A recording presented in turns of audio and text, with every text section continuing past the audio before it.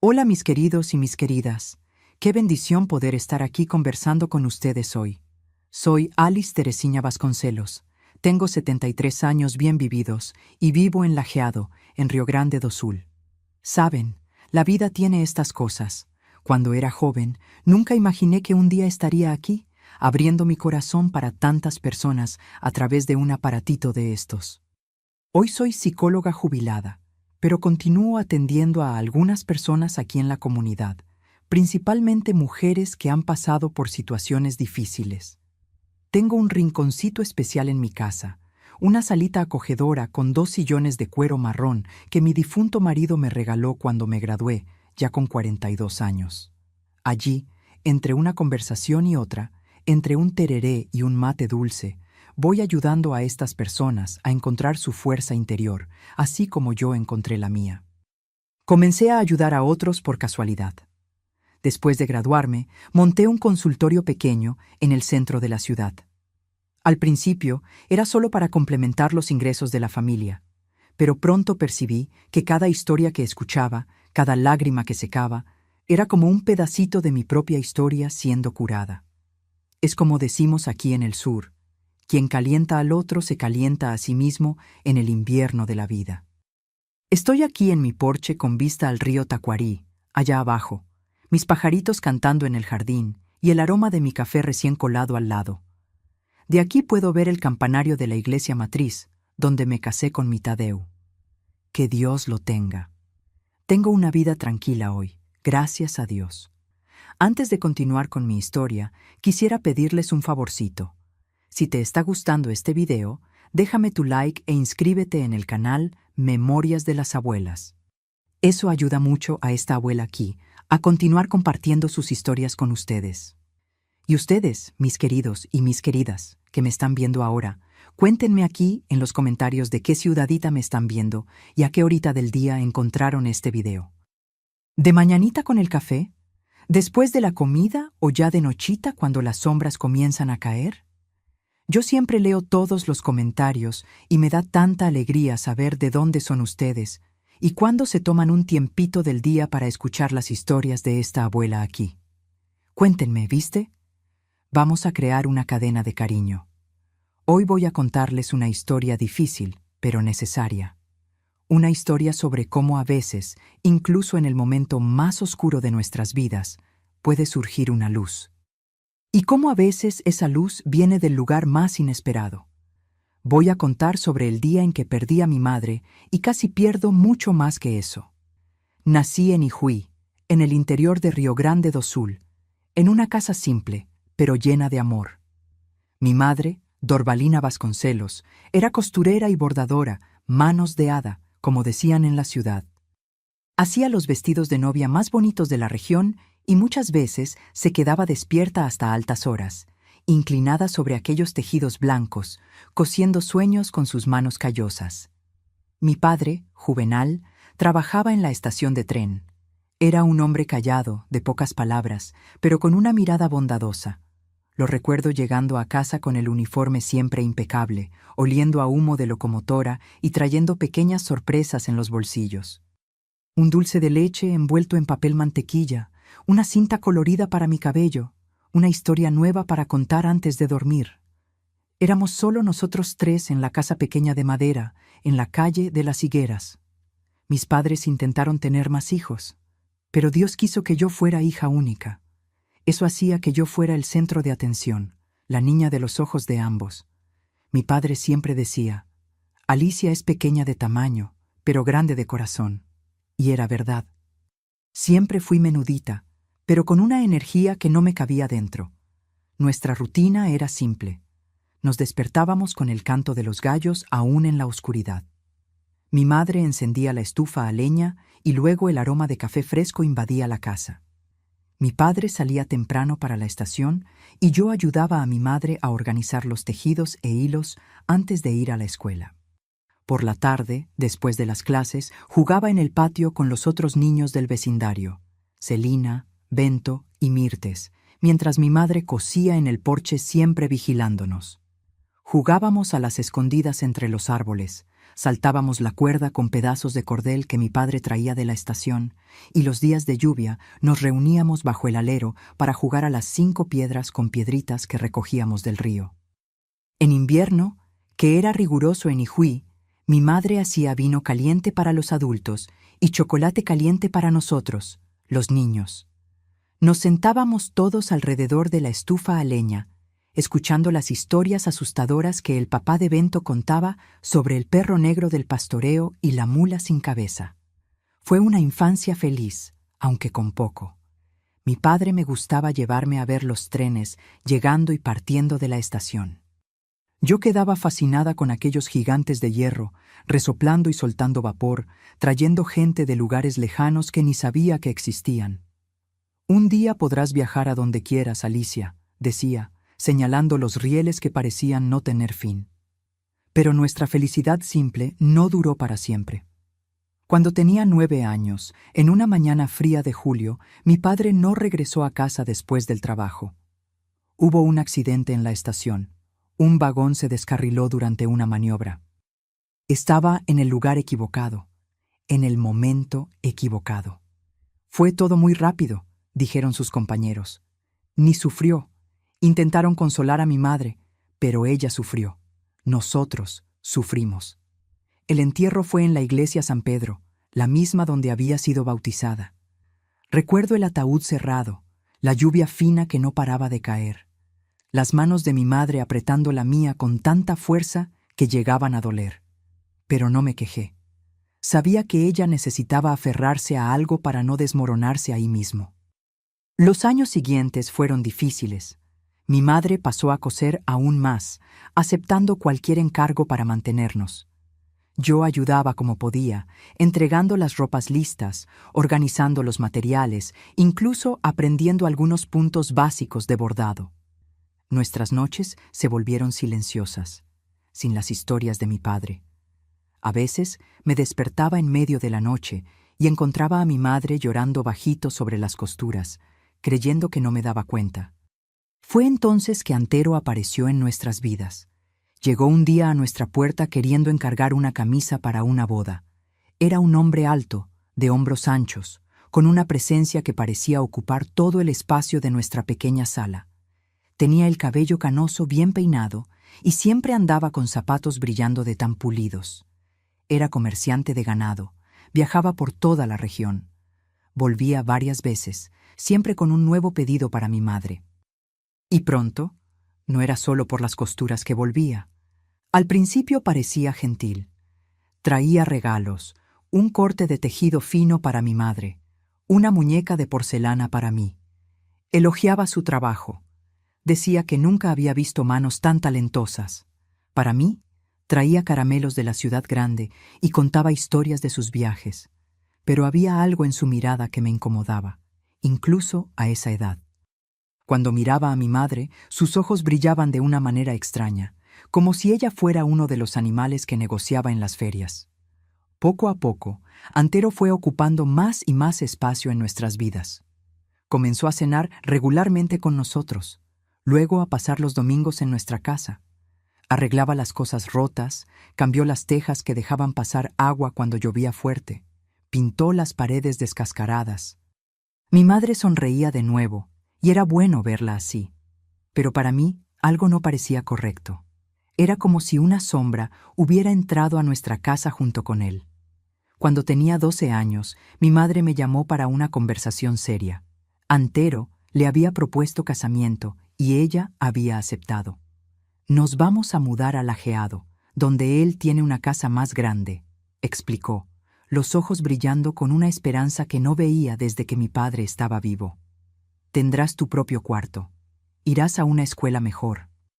Tendremos una nueva oportunidad, hija.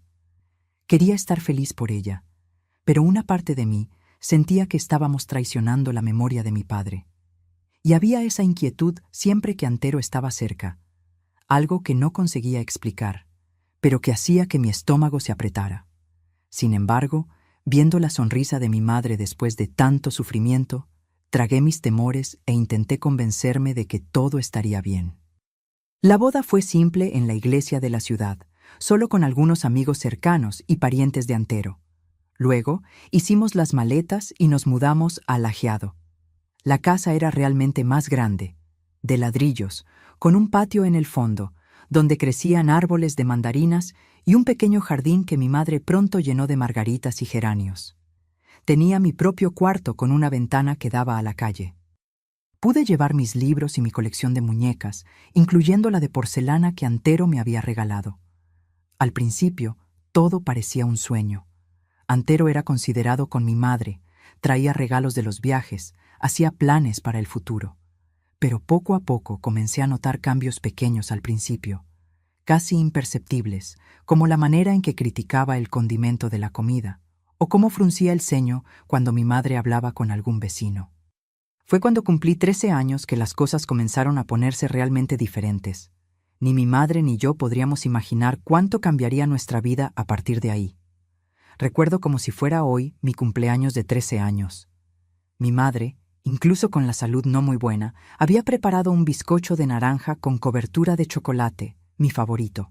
Cantamos «Feliz cumpleaños», solo nosotros tres en la mesa de la cocina. Antero me regaló un par de zapatos nuevos, de esos de jovencita, con un pequeño tacón. «Ya estás volviéndote mujercita, Alicia», dijo con una mirada que me hizo sentir un escalofrío en la espina dorsal.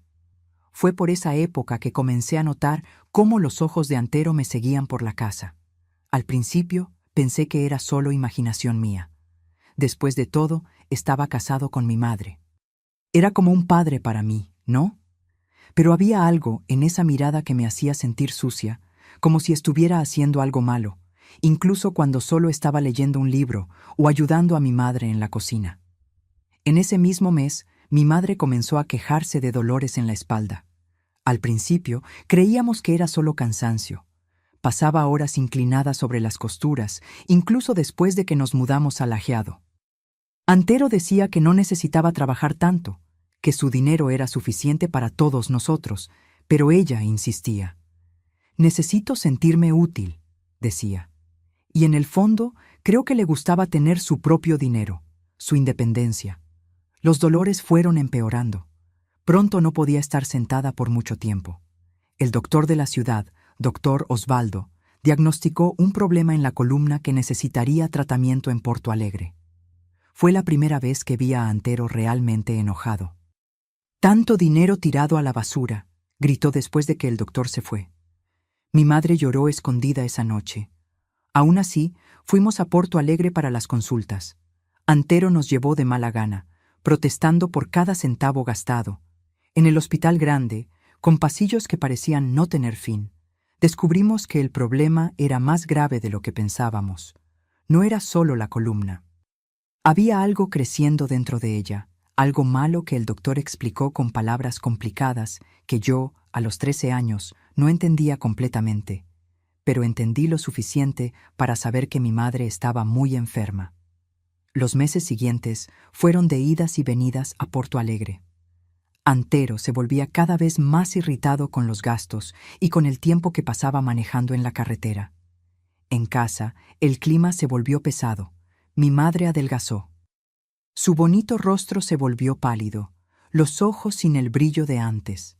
Intentaba esconder el dolor, especialmente delante de Antero, pero la escuchaba gimiendo bajito durante la noche. Fue en esa época que Antero comenzó a beber más. Llegaba tarde a casa, oliendo a aguardiente y cigarro. Se peleaba por cualquier cosa. La casa no estaba lo suficientemente limpia. La comida estaba fría. Había gastado demasiado en medicinas. Mi madre, ya demasiado débil para defenderse, solo bajaba la cabeza y aceptaba los insultos. Eso me enfurecía, pero yo tampoco tenía valor para enfrentarlo. Una noche, me desperté con ruidos extraños viniendo del cuarto de ellos. Antero estaba gritando, diciendo cosas horribles a mi madre. ¿De qué me sirve una mujer que no sirve para nada, que ni siquiera me puede dar un hijo? Solo me da gastos con doctor. Escuché el sonido de algo quebrarse y luego el llanto sofocado de mi madre. Quise ir hasta allá, defenderla, pero el miedo me paralizó. Me quedé acurrucada en mi cama, con las lágrimas escurriendo silenciosamente por mi cara, odiándome por ser tan cobarde. A la mañana siguiente, Mi madre apareció con un hematoma en la cara. Dijo que había tropezado en la oscuridad. Antero tomó café en silencio, sin mirar a ninguna de nosotras, y salió para el trabajo como si nada hubiera pasado. Tan pronto como cerró la puerta, corrí a abrazar a mi madre. «Vámonos de aquí», supliqué. Ella solo acarició mi cabello y sonrió una sonrisa triste. «No es tan simple, hija. ¿A dónde iríamos? ¿Con qué dinero? Él no siempre fue así. Es solo una fase difícil». Pero no era una fase. Era quien él realmente era, sin las máscaras que usaba cuando nos conoció. Y las cosas solo empeoraron. La bebida se volvió una presencia constante, las peleas más frecuentes, los hematomas en mi madre más difíciles de esconder. Y para mi horror, la mirada de Antero sobre mí se volvía cada vez más insistente, más perturbadora. Una tarde volví de la escuela y encontré la casa extrañamente silenciosa. Mi madre no estaba en la sala de costura, ni en la cocina. Llamé por ella y no obtuve respuesta. Con el corazón acelerado, fui hasta el cuarto de ellos y la encontré tendida, más pálida que nunca, respirando con dificultad. «¡Mamá!», grité corriendo hacia ella. Ella abrió los ojos lentamente y susurró. «¿Estás bien, hija? Solo necesito descansar un poco». Corrí a buscar al doctor Osvaldo. Vino inmediatamente y después de examinar a mi madre, su cara tomó esa expresión grave que tienen los doctores cuando las noticias no son buenas. Necesitábamos llevarla al hospital en Porto Alegre lo antes posible. Intenté contactar a Antero en la tienda de implementos agrícolas donde trabajaba cuando no estaba viajando, pero dijeron que había salido a almorzar. En realidad, descubrí después. Estaba en el bar. El doctor Osvaldo, viendo mi desesperación, se ofreció a llevarnos en su propio carro. Preparé una pequeña maleta para mi madre y partimos los tres. Durante el viaje, ella apretaba mi mano con fuerza, como si intentara absorber toda mi energía joven. «Alicia», dijo en un momento, su voz casi un susurro, «promete que vas a ser fuerte, pase lo que pase». Prometí, sin entender completamente qué quería decir. En el hospital la llevaron rápidamente adentro. Me quedé en la sala de espera con el doctor Osvaldo, que intentaba calmarme. Horas después, Antero llegó, oliendo a bebida, exigiendo saber por qué habíamos salido sin avisarle. El doctor explicó la situación y pareció calmarse un poco, aunque sus ojos revelaban más irritación que preocupación. Mi madre estuvo internada por 2 semanas. El cáncer fue la primera vez que escuché esa palabra terrible. Estaba muy avanzado. Los doctores hicieron lo que pudieron, pero las probabilidades eran mínimas. Yo la visitaba todos los días después de la escuela. Antero me llevaba de mala gana, refunfuñando sobre el dinero que estaba tirando por el ralo. Durante una de esas visitas, mi madre pidió quedarse a solas conmigo. Estaba aún más delgada, los ojos hundidos en las órbitas, pero había una urgencia en su mirada que me asustó. «Alicia», susurró, apretando mi mano con una fuerza sorprendente para alguien tan debilitado. «Necesito que me escuches con atención». Me contó entonces sobre Elena, la primera esposa de Antero. Él nunca te habló de ella, pero estuvieron casados por 7 años. Ella lo dejó, ¿por qué? Porque él no era un hombre bueno, Alicia. No lo sabía cuando nos casamos, solo lo descubrí después. Mi madre tragó saliva, los ojos llorosos. Elena vive en Estrella ahora. Anoté su teléfono en mi cuadernito de costuras, ese de tapa azul con flores. Si algo me pasa, si necesitas ayuda, búscala. No entendí completamente por qué me estaba diciendo eso, por qué necesitaría buscar a la ex mujer de mi padrastro. Pero prometí que haría lo que me pedía. Era lo mínimo que podía hacer, viéndola sufrir de esa manera. Una semana después, los doctores sugirieron que lleváramos a mi madre a casa. «No hay nada más que podamos hacer aquí», dijeron con esa compasión profesional que apenas disfraza la impotencia. Ella estaría más cómoda en su propio hogar. El camino de regreso fue silencioso. Mi madre, sedada para soportar el dolor del viaje, dormía en el asiento trasero del carro con la cabeza en mi regazo. Antero manejaba callado, la expresión cerrada. De vez en cuando lo atrapaba observándome por el espejo retrovisor, y esa mirada hacía que mi sangre se helara. Cuando llegamos a casa, Antero ayudó a cargar a mi madre hasta el cuarto. Fue uno de los raros momentos de gentileza que presencié en los últimos meses. Pero tan pronto como la acostó en la cama, salió diciendo que necesitaba resolver unos negocios. Llegó tarde, oliendo a bebida, como de costumbre. Los días que siguieron fueron un borrón de cuidados constantes, noches mal dormidas y una tristeza que parecía no tener fin. Mi madre se iba consumiendo cada día y yo observaba impotente. El doctor Osvaldo venía regularmente, ajustaba la medicación para el dolor y me enseñaba cómo cuidarla mejor. La escuela quedó en segundo plano. Solo iba cuando alguna vecina podía quedarse con mi madre. Fue en una de esas mañanas cuando volví de la panadería con pan fresco que percibí algo diferente. La casa estaba demasiado silenciosa. Corrí al cuarto de mi madre y la encontré tan serena, tan pálida, tan inmóvil. «¡Mamá!», llamé, la voz temblando. No hubo respuesta. Toqué su cara y estaba fría. El pecho no se movía más con el esfuerzo de respirar. Ella se había ido durante esos pocos minutos en que salí. Me desmoroné al lado de la cama, llorando como nunca había llorado antes. Lloré hasta que mis ojos ardieron, hasta que mi garganta dolió, hasta que sentí que no había más lágrimas para derramar. Así es como Antero me encontró cuando llegó a casa horas después. Miró el cuerpo de mi madre, luego a mí, y no dijo una palabra. Solo agarró el teléfono y llamó al doctor Osvaldo. Lo que pasó después sería el comienzo de la mayor pesadilla de mi vida. Una pesadilla que no podría haber imaginado, ni siquiera en mis sueños más sombríos. Las horas después de la muerte de mi madre pasaron como en un sueño malo. El doctor Osvaldo vino, examinó el cuerpo y firmó el certificado de defunción. Apretó mi hombro gentilmente y susurró: «Sé fuerte, niña. Tu madre ya no está sufriendo». Antero se mantuvo distante, resolviendo asuntos prácticos con una frialdad que me asustaba. No vi una sola lágrima en sus ojos.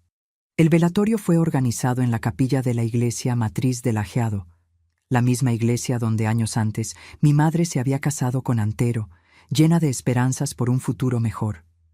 Ahora su cuerpo descansaba en un ataúd simple, rodeado de pocas flores. No teníamos muchos amigos en la ciudad. La enfermedad de mi madre nos había aislado aún más en los últimos años.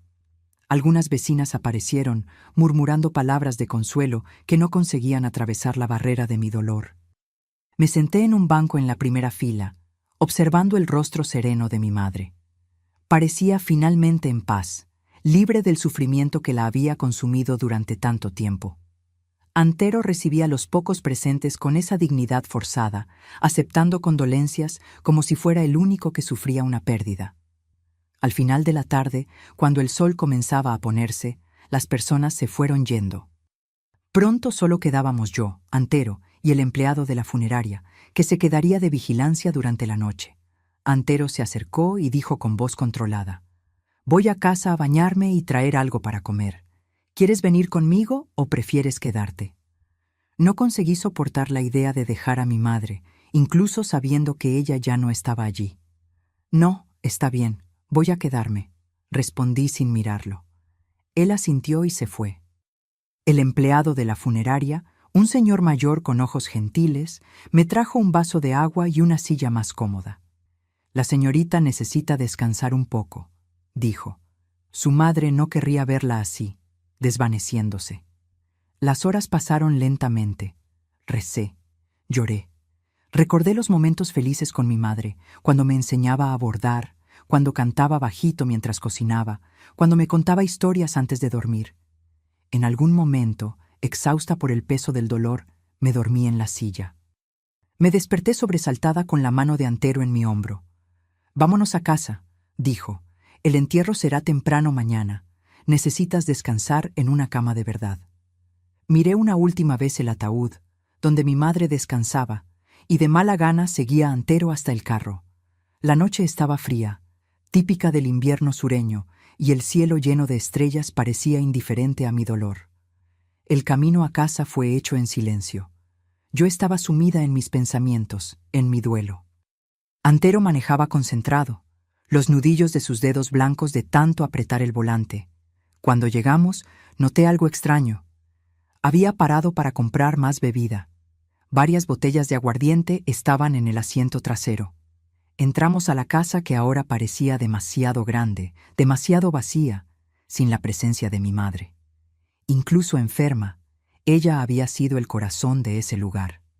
Ahora solo quedaba un vacío opresivo.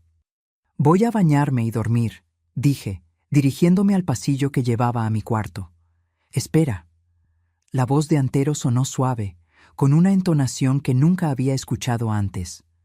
«Necesitamos conversar». Me giré a regañadientes. Él estaba parado en medio de la sala, una botella ya abierta en la mano. Sus ojos tenían un brillo extraño, casi febril. «¿Sobre qué?», pregunté, un escalofrío recorriendo mi espina dorsal. «¿Sobre qué pasa ahora? Sobre nosotros». Aquella palabra «nosotros» salió de su boca con un peso terrible. No había nosotros, había él, mi padrastro, yo, la hija de la mujer que acababa de morir. «No hay nada para conversar», respondí, la voz más firme de lo que me sentía por dentro. «Estoy cansada, y mañana tenemos el entierro». Le di la espalda y comencé a caminar hacia mi cuarto, pero escuché sus pasos pesados detrás de mí. Antes de que pudiera reaccionar, sentí su mano agarrando mi brazo con fuerza, girándome para encararlo. «No irás a ningún lado hasta que me escuches», gruñó. Su aliento cargado de alcohol me golpeaba en la cara. El miedo me paralizó. Nunca había visto esa expresión en su rostro antes. Una mezcla de rabia, deseo y algo más perturbador que no conseguía nombrar. «Tu madre se fue. Ella nunca me dio el hijo hombre que quería. Ahora es tu deber como hijastra darme un heredero. Es tu deber quedarte embarazada de mí». Las palabras de él cayeron sobre mí como un balde de agua helada. No podía creer lo que estaba escuchando. Era obsceno, era enfermizo. Mi madre apenas estaba resfriándose en su ataúd y él me estaba diciendo eso. Forcejeé intentando zafarme. «Estás loco, soy tu hijastra». Él rió, un sonido áspero y sin humor. «¿Y qué? ¿No tenemos la misma sangre? ¿Y crees que no vi cómo me miras? ¿Cómo andas por la casa con esa ropa?» Quedé horrorizada. La ropa a la que se refería eran camisetas simples y pantalones, nada provocativo. Pero en su mente distorcida, en su deseo enfermizo, cualquier cosa servía de excusa. «Vamos al cuarto ahora», ordenó, comenzando a arrastrarme por el pasillo.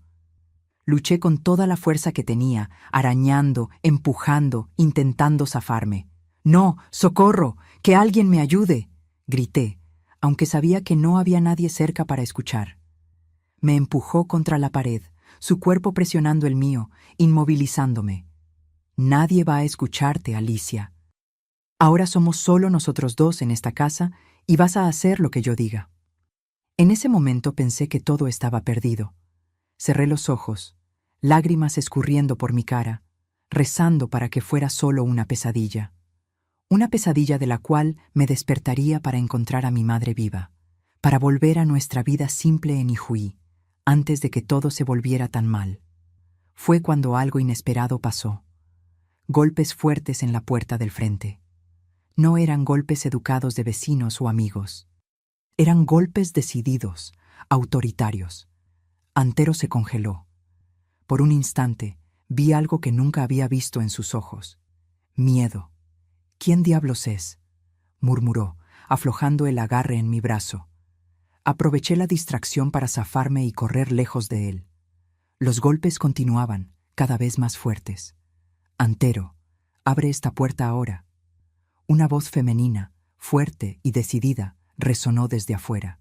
Su cara empalideció. Parecía haber visto un fantasma. «No puede ser», susurró. Más golpes, más fuertes. «Antero, sé que estás dentro. Abre o tumbamos la puerta». Me miró, luego la puerta indeciso. Finalmente, tambaleándose un poco por el alcohol y la sorpresa, Fue hasta la entrada y abrió. Afuera estaba una mujer alta, de mediana edad, con un porte que imponía respeto. Su cabello oscuro, con canas, estaba recogido en un moño severo, y sus ojos, del mismo tono de avellana que los míos, chispeaban de rabia. Detrás de ella, dos hombres grandes y fuertes, con expresiones serias, formaban una especie de guardia. «Elena», dijo Antero, la voz de repente débil, «¿qué estás haciendo aquí?»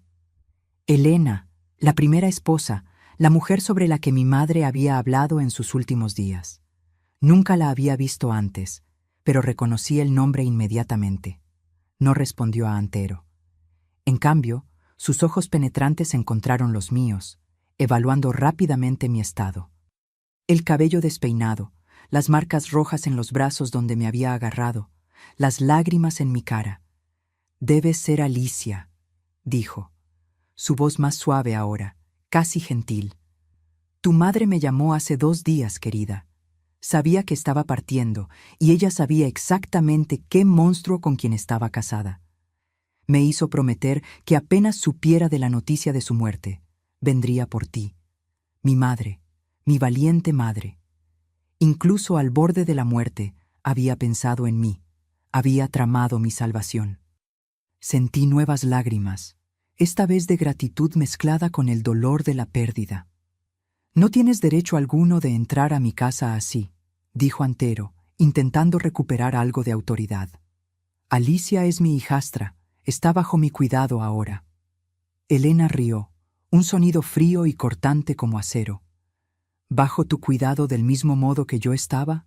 ¿Del mismo modo que la madre de ella estaba?» Dio un paso adelante, enfrentándolo sin miedo. «¿Crees que no sé qué pasó con tus otras esposas, con las otras muchachas que intentaste guardar?» Los 2 hombres detrás de ella, que después descubrí eran sus hermanos, también avanzaron claramente listos para intervenir si fuera necesario. Antero retrocedió, la bravuconería disminuyendo ante la presencia imponente de Elena y sus acompañantes.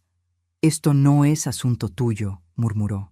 «Es asunto mío ahora», respondió ella firmemente. Entonces se giró hacia mí de nuevo. «Alicia, toma tus cosas, solo lo esencial. Tú vienes con nosotros». Dudé por un momento, mirando de Elena a Antero.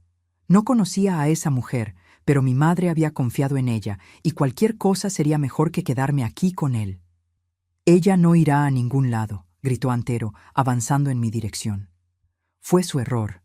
Los hermanos de Elena se movieron con una rapidez sorprendente para hombres tan grandes. En segundos estaban entre Antero y yo, bloqueando su camino. «Tócala de nuevo, y será lo último que hagas», dijo uno de ellos, su voz baja y amenazante. Antero miró a los 3, evaluando sus probabilidades. Incluso embriagado, se dio cuenta de que estaban contra él. «Esto no va a quedar así», gruñó. «Ella es menor de edad. La policía vendrá tras ustedes por secuestro». Elena sonrió, una sonrisa fría que no alcanzaba sus ojos. «Entonces, llama a la policía. Cuéntales cómo intentaste violar a tu hijastra el día del velatorio de su madre. Estoy segura de que estarán muy interesados». Su cara se puso roja de rabia, pero no dijo más. «Alice», llamó Elena suavemente. «Ve a buscar tus cosas, querida. Estamos esperando». Corrí a mi cuarto, temblando de alivio y miedo. Preparé una mochila y metí algunas ropas, el retrato de mi madre que estaba en la mesa de cabecera y algunos recuerdos que no podía dejar atrás. Antes de salir, recordé el cuadernito azul de costura de mi madre. Corrí hasta el cuartito donde ella trabajaba y lo encontré escondido entre los tejidos, el cuaderno donde ella había anotado el contacto de Elena. Cuando volví a la sala, Antero estaba sentado en el sofá, la cabeza entre las manos.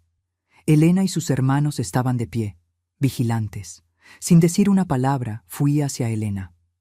«Estoy lista», dije, mi voz temblando ligeramente.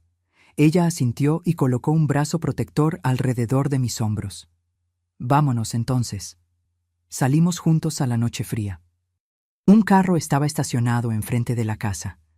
Elena me guió al asiento trasero y se sentó a mi lado, mientras sus hermanos ocupaban los asientos delanteros.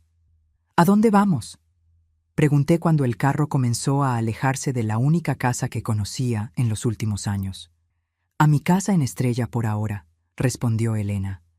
Mañana iremos al entierro de tu madre, luego decidiremos qué hacer. ¿Estás segura ahora, Alicia? Eso es lo que importa. Miré por la ventana trasera la casa que se volvía cada vez más pequeña a la distancia. Dentro estaba el hombre que casi destruye mi vida. Y en algún lugar, tal vez mirando por mí desde otro plano, estaba mi madre, que incluso en sus últimos momentos había encontrado una manera de protegerme. Esa noche lloré hasta quedarme dormida por la madre que había perdido y por la vida que casi me habían robado. Pero por primera vez en mucho tiempo, no lloré de miedo. La casa de Elena en Estrella era pequeña, pero acogedora, muy diferente de la mansión fría e impersonal que Antero mantenía en Lajeado. Sentada a la mesa de la cocina, con una taza de té de manzanilla en las manos, observé a Elena preparar una cama improvisada para mí en el sofá de la sala. Sus hermanos, Gervasio y Tobías, ya se habían despedido, prometiendo volver a la mañana siguiente para llevarnos al entierro. ¿Por qué viniste por mí?, pregunté finalmente, quebrando el silencio. Ni siquiera me conoces. Elena paró lo que estaba haciendo y se sentó frente a mí. Sus ojos, aunque cansados, tenían una gentileza que me recordaba a mi madre. Conocí a tu madre hace más tiempo del que imaginas, Alicia, respondió. No personalmente al principio, pero comencé a seguirla de lejos cuando supe que Antero se había casado de nuevo. Pasó su mano por el cabello canoso, un gesto que denotaba cansancio y recuerdos dolorosos. Yo fui su primera esposa, como ya debes saber, 7 años de infierno. Cuando finalmente conseguí escapar, me juré a mí misma que haría lo posible para impedir que destruyera a otras mujeres. ¿Cómo conseguiste escapar?, pregunté, percibiendo que había muchas similitudes entre nuestras historias. Mis hermanos, respondió con una pequeña sonrisa. Ellos siempre desconfiaron de Antero, pero yo estaba demasiado ciega para ver. Cuando finalmente les conté lo que estaba pasando, bueno, vinieron por mí, así como hicimos contigo hoy. Mi estómago se revolvió al recordar lo que había pasado hace horas. Antero, sus manos agarrándome, sus palabras asquerosas. Si Elena y sus hermanos no hubieran llegado. ¿Cómo supiste que mi madre había fallecido?, pregunté, intentando alejar esos pensamientos. Dorvalina me llamó hace 2 días, explicó Elena, confirmando lo que ya había mencionado en la casa de Antero. Ella sabía que no le quedaba mucho tiempo. Me contó sobre la enfermedad, sobre cómo Antero había cambiado, sobre las miradas que lanzo hacia ti. Hizo una pausa, como si eligiera las palabras. Tu madre era una mujer mucho más fuerte de lo que aparentaba, Alicia. Ella aguantó tanto por ti. Las lágrimas comenzaron a escurrir por mi cara. ¿Pero por qué no huyó antes? ¿Por qué no me sacó de esa casa cuando se dio cuenta de cómo era él? Elena suspiró. El miedo hace cosas terribles con nosotros. Paraliza, hace creer que no hay salida. Y en el caso de tu madre, la enfermedad complicó todo. Ella dependía de él para los tratamientos, para los medicamentos. Asentí, entendiendo mejor ahora por qué mi madre había aguantado tanto. ¿Cómo la conociste personalmente? Después de que me llamó la primera vez, hace algunos meses, comencé a visitarla cuando Antero viajaba. Estábamos planeando sacarte a ti y a ella de allá, pero su salud empeoró rápidamente. Elena extendió la mano sobre la mesa y sostuvo la mía. Su último pedido fue que prometiera salvarte, Alicia. Y yo prometí. Más lágrimas. Mi madre, incluso muriendo, había pensado en mi seguridad. Había tramado mi salvación en los bastidores, sabiendo que no estaría presente para protegerme. Esa noche, tumbada en el sofá de la sala de Elena, con una manta calientita sobre mí, no conseguí dormir. Mi mente estaba repleta de imágenes. Mi madre consumiéndose en el hospital, Antero me acorralando contra la pared, Elena apareciendo como una salvadora angélica en la puerta de la casa, y principalmente la imagen del cadáver de mi madre sereno en el ataúd, sin saber que su último plan había funcionado perfectamente. A la mañana siguiente, nos vestimos de negro y fuimos al cementerio de Lajeado. Mi corazón latía fuerte al pensar en la posibilidad de encontrar a Antero de nuevo. Pero Elena me aseguró que sus hermanos no lo dejarían acercarse. El entierro fue simple y rápido. Para mi sorpresa, Antero no apareció. Más tarde, Elena me contó que probablemente estaba con miedo de enfrentar a sus hermanos de nuevo, o tal vez temía que contara a alguien lo que había pasado. Solo unas pocas personas comparecieron. El doctor Osvaldo, 2 vecinas ancianas y una pareja que reconocí vagamente como antiguos amigos de mis padres en Ijuí. Me quedé allí frente al ataúd, siendo bajado a tierra, sintiéndome completamente perdida. ¿Qué sería de mí ahora? ¿A dónde iría? ¿Qué haría de mi vida? Después de la ceremonia, cuando todos ya se habían ido, me quedé unos minutos más frente a la tumba recién cerrada. «Gracias, mamá», susurré. «Me salvaste. Prometo que voy a ser fuerte, como pediste».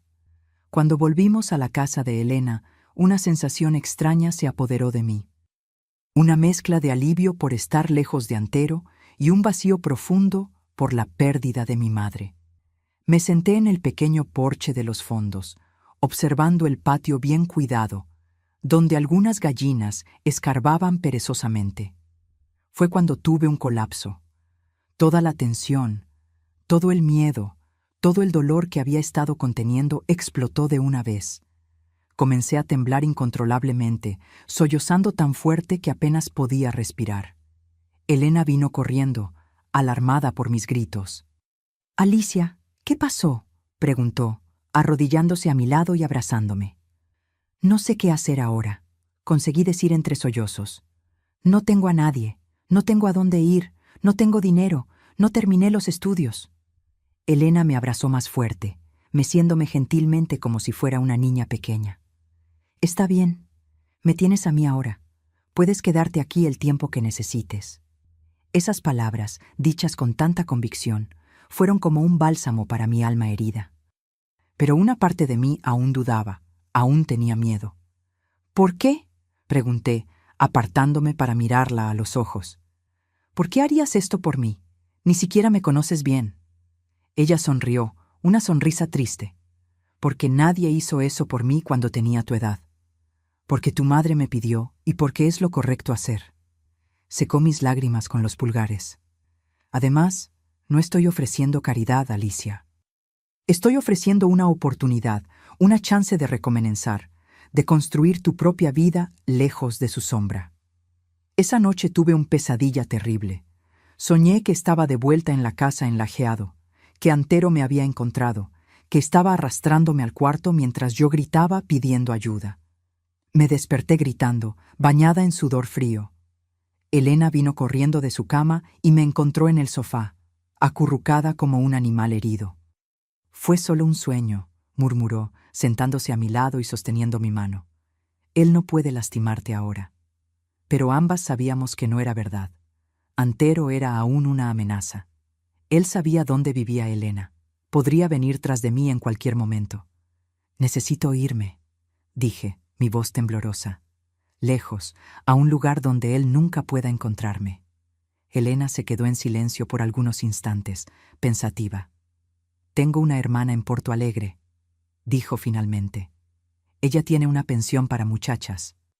Tal vez podrías quedarte allá por un tiempo, retomar los estudios». La idea de recomenzar en una ciudad grande, donde Antero no me encontraría fácilmente, era tentadora, pero el miedo aún estaba allí, muy arraigado. ¿Y si me busca allá?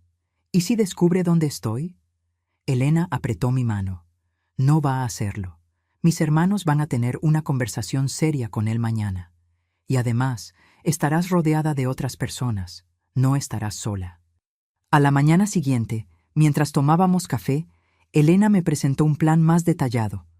Su hermana, Zenaida, administraba una pensión para muchachas estudiantes y trabajadoras en Porto Alegre, cerca de la Avenida Independencia.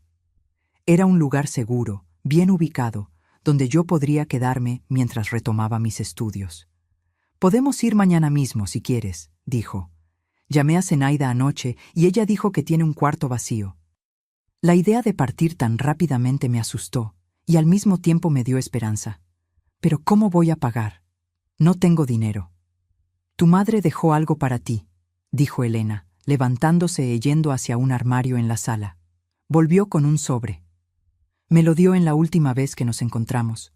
Dijo que era para ti, para un recommencement. Abrí el sobre con manos temblorosas. Dentro había una cantidad modesta de dinero, los ahorros de toda la vida de mi madre, probablemente, y un pequeño broche de oro en forma de pájaro, que reconocí inmediatamente. Era una herencia familiar que mi abuela le había dado a mi madre el día de su boda con mi padre. Junto había una nota escrita con la caligrafía delicada de mi madre, ya un poco temblorosa por la enfermedad. Mi querida Alicia, si estás leyendo esto, es porque ya no estoy aquí para protegerte. Perdóname por no haber sido lo suficientemente fuerte para sacarnos de esa situación antes. Perdóname por no poder verte crecer y volverse la mujer maravillosa que sé que serás. Este dinero no es mucho, pero espero que sea suficiente para un nuevo comienzo. Y el broche, guárdalo con cuidado, como un recordatorio de que, sin importar a dónde vaya, siempre estaré cuidándote. Con todo mi amor, mamá. Las lágrimas vinieron de nuevo, pero esta vez había algo diferente en ellas, una determinación, una resolución. Mi madre había hecho lo posible para darme una oportunidad de escapar, de recomenzar. No podía desperdiciarla. Voy a Porto Alegre, dije a Elena, secándome las lágrimas. Voy a recomenzar. Voy a estudiar, trabajar, construir una vida que haría que mi madre estuviera orgullosa. Elena sonrió, una sonrisa de verdadera felicidad. Es la decisión correcta, Alicia. Y sabe que no estará sola. Estaré siempre cerca, así como Zenaida y las otras muchachas de la pensión. Esa noche, mientras preparaba la pequeña mochila con las pocas cosas que había traído de la casa de Antero, sentí una extraña mezcla de emociones. Miedo de lo desconocido, tristeza por la pérdida de mi madre, pero también, por primera vez en mucho tiempo, un pequeño destello de esperanza. Antes de dormir, miré por la ventana de la sala de Elena hacia el cielo estrellado del interior sureño. En algún lugar allá arriba, imaginé, mi madre estaría mirando por mí, satisfecha de saber que su último y más desesperado plan había funcionado, que yo estaba segura, lista para comenzar una nueva vida lejos de las garras de Antero. Gracias, susurré a las estrellas por todo. A la mañana siguiente, embarcaríamos en la primera conducción para Porto Alegre, dejando atrás la pesadilla que casi destruye mi vida. Adelante, un futuro incierto, pero mío, solo mío.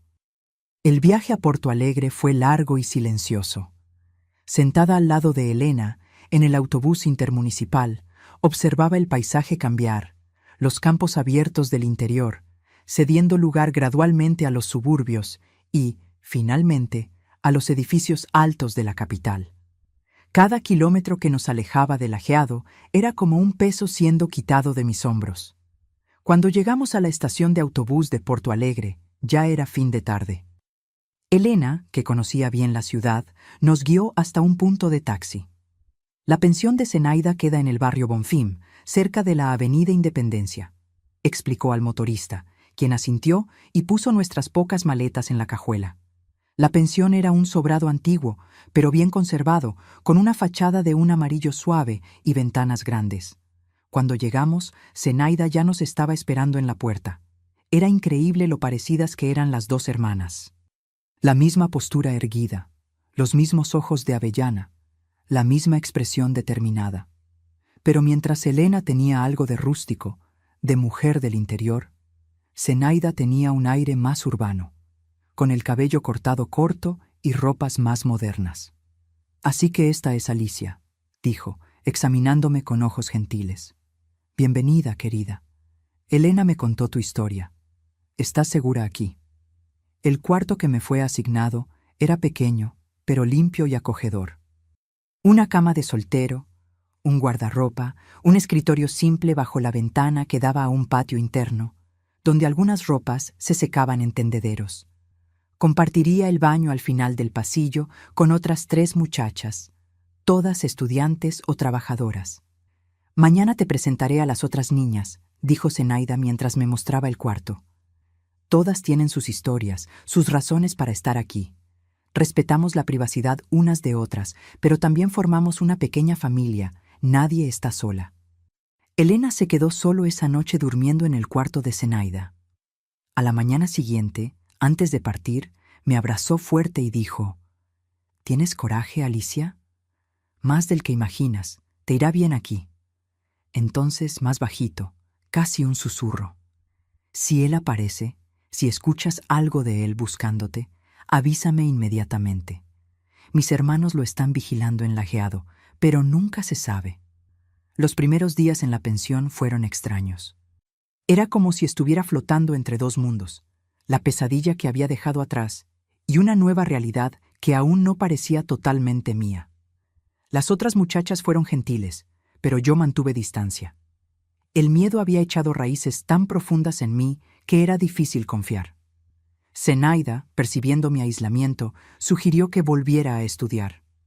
Terminaste la secundaria, ¿no? Puedes hacer el bachillerato en el supletivo y luego presentar la prueba de admisión a la universidad si quieres. Mientras tanto, tal vez puedas trabajar medio tiempo para ayudar con los gastos. La idea de tener un propósito, de construir algo para mí misma, fue como un bálsamo. Pronto establecí una rutina. Por la mañana, trabajaba como vendedora en una papelería cerca de la pensión. Por la tarde, asistía al supletivo. Por la noche, estudiaba en mi pequeño cuarto, escuchando por la radio las noticias del país y la música que estaba de moda. Las semanas se convirtieron en meses y los meses en años. Lentamente, la herida abierta por la muerte de mi madre y el terror vivido con Antero comenzó a cicatrizar. No desapareció nunca, nunca desaparecería completamente, pero se convirtió en algo que yo podía cargar sin que me destruyera. En 1974, 4 años después de mi llegada a Porto Alegre, presenté examen de admisión para psicología. No era una elección aleatoria. Durante esos años había observado cómo muchas de las muchachas que pasaban por la pensión de Zenaida cargaban traumas similares al mío: violencia doméstica, abandono, abusos de todo tipo. Quería entender mejor el sufrimiento humano, no solo para dar sentido al mío, sino para, quizás, algún día poder ayudar a otros a atravesar sus dolores. Para mi sorpresa y alegría, fui aprobada. Cuando recibí la noticia, Zenaida me abrazó con lágrimas en los ojos. «Tu madre estaría tan orgullosa», dijo. También lloré, pensando en cómo mi madre había sacrificado todo, incluso su propia vida, para darme esa oportunidad. Fue en la universidad donde conocí a Tadeu. Era estudiante de Derecho, algunos años mayor que yo, con una sonrisa gentil y ojos que parecían ver a través de las personas. Nos conocimos en la biblioteca central cuando ambos buscábamos los mismos libros para trabajos diferentes. Lo que comenzó como una colaboración académica pronto se transformó en amistad y eventualmente en algo más. Al principio tuve miedo. Cada vez que Tadeu se acercaba, que su toque rozaba mi piel, mi cuerpo entero se endurecía, memorias de Antero invadían mi mente. Pero Tadeu era paciente. «No tengo prisa», decía. «Tenemos todo el tiempo del mundo». Un día, finalmente, le conté toda mi historia. Estábamos sentados en una banca en el Parque de la Redención, observando a las parejas que paseaban de la mano, los niños que corrían tras cometas. Hablé sobre la muerte de mi padre, sobre el matrimonio de mi madre con Antero, sobre los años de miedo y tensión, sobre la enfermedad que consumió a mi madre, sobre el horror de esa noche después del velatorio. Hablé sobre Helena, sobre Zenaida, sobre la fuga a Porto Alegre. Hablé sobre todo sin esconder nada. Cuando terminé, estaba exhausta, como si hubiera corrido una maratón. Miré a Tadeu, esperando ver en sus ojos asco, piedad o peor, discrepancia. Pero todo lo que vi fue compasión y un respeto profundo. Tomó mi mano, gentilmente, sin presión alguna, y dijo: «Gracias por confiarme tu historia. Eres la persona más valiente que he conocido». En ese momento, algo se quebró dentro de mí, no de manera mala, sino como una represa que finalmente cede, liberando aguas largo tiempo represadas. Lloré como no había llorado desde la muerte de mi madre, pero eran lágrimas diferentes, no solo de dolor, sino también de alivio, de liberación. Tadeu me abrazó mientras yo lloraba y, por primera vez, no sentí miedo a su toque. Al contrario, me sentí segura, anclada, y supe entonces que, a pesar de todas las cicatrices, aún era capaz de amar y ser amada. Nuestro noviazgo progresó lentamente, respetando mis tiempos y mis miedos. Tadeu nunca me presionó, nunca exigió más de lo que yo podía dar. Y poco a poco fui reaprendiendo a confiar, a abrirme, a vivir sin el miedo constante que había sido mi compañero durante tantos años. En 1978, cuando estaba en mi último año de universidad, Tadeu me pidió que me casara con él. Fue algo simple, sin grandes gestos o declaraciones dramáticas. Estábamos cenando en un pequeño restaurante italiano cerca de la pensión cuando dijo: «Alicia, quiero construir una vida contigo. ¿Quieres casarte conmigo?». Dije: «Sí», sin dudar. Y ese mismo año nos casamos en una ceremonia simple en la notaría con Zenaida, Elena y algunas amigas de la pensión como testigos. No teníamos mucho dinero, yo aún estudiaba y Tadeu acababa de graduarse, pero éramos felices en nuestro pequeño apartamento alquilado en el barrio Santana. En cuanto a Antero, nunca lo volví a ver. Elena me contó años después que había vendido todo en Lajeado y se había mudado a Mato Grosso. «Es mejor así», dijo, «demasiado lejos para preocuparnos». Y así fue que me liberé de las garras de ese hombre que casi destruye mi vida. No fue de una vez, no fue en un único momento heroico. Fue un proceso lento, doloroso, lleno de retrocesos y momentos de desesperación. Pero paso a paso, con la ayuda de personas que realmente se importaban por mí, Elena, Zenaida, Tadeu, conseguí reconstruir mi vida a partir de las cenizas. Y en todo ello sentía la presencia de mi madre, no como un fantasma, sino como una fuerza gentil guiando mis pasos. Su último acto de amor, contacting a Elena, planeando mi fuga, me había dado una segunda oportunidad, una oportunidad que estaba determinada a no desperdiciar. Hoy, a los 73 años, vivo nuevamente en Lajeado, la misma ciudad donde viví la pesadilla que casi destruye mi vida. Volver no fue una decisión fácil. Por muchos años evité incluso mencionar el nombre de esta ciudad, como si las propias sílabas pudieran conjurar de nuevo el terror. Pero el tiempo tiene ese poder curioso de transformar los lugares, así como a las personas. Después de que Tadeu se jubiló de la abogacía en 2015, conversamos sobre dónde nos gustaría pasar nuestros años dorados. Habíamos vivido en Porto Alegre por más de 4 décadas, construido nuestra vida allí, echado raíces profundas, pero algo en mí ansiaba por un ciclo que necesitaba cerrarse. «Quiero volver a Lajeado», dije a Tadeu una noche, sorprendiendo a ambos. «Quiero enfrentar ese lugar no como una niña asustada, sino como la mujer que me he convertido». Tadeu, con su comprensión habitual, solo apretó mi mano y dijo: «Si es eso lo que quieres, vamos juntos». Y así, después de casi medio siglo, volví a la ciudad que había sido el escenario del capítulo más sombrío de mi historia. Pero esta vez volví por elección, no por obligación. Volví como una psicóloga jubilada, no como una huérfana desamparada.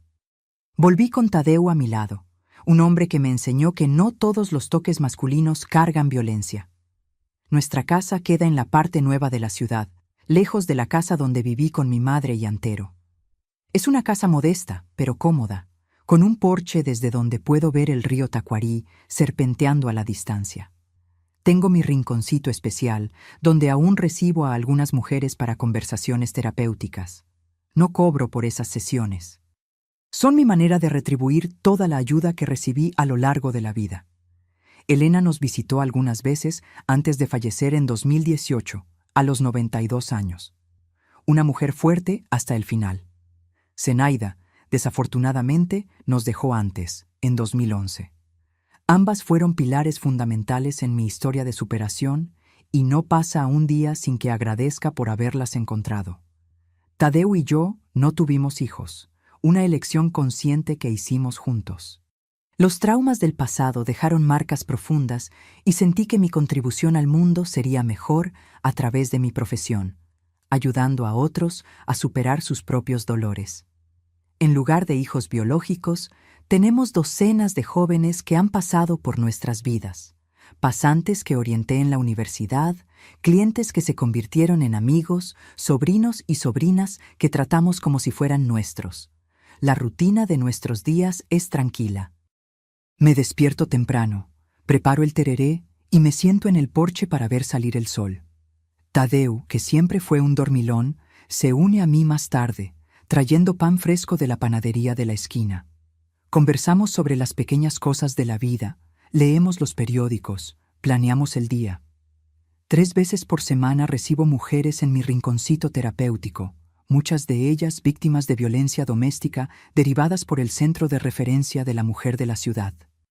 No hago terapia formal.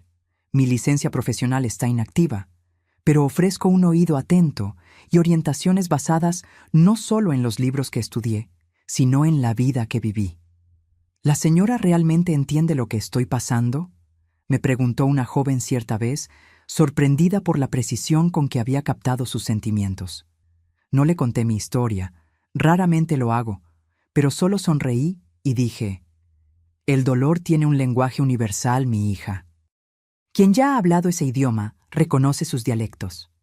Los fines de semana, Tadeu y yo paseamos por la ciudad. Lajeado cambió mucho desde los años 70. Creció, se modernizó, se volvió más abierta y vibrante.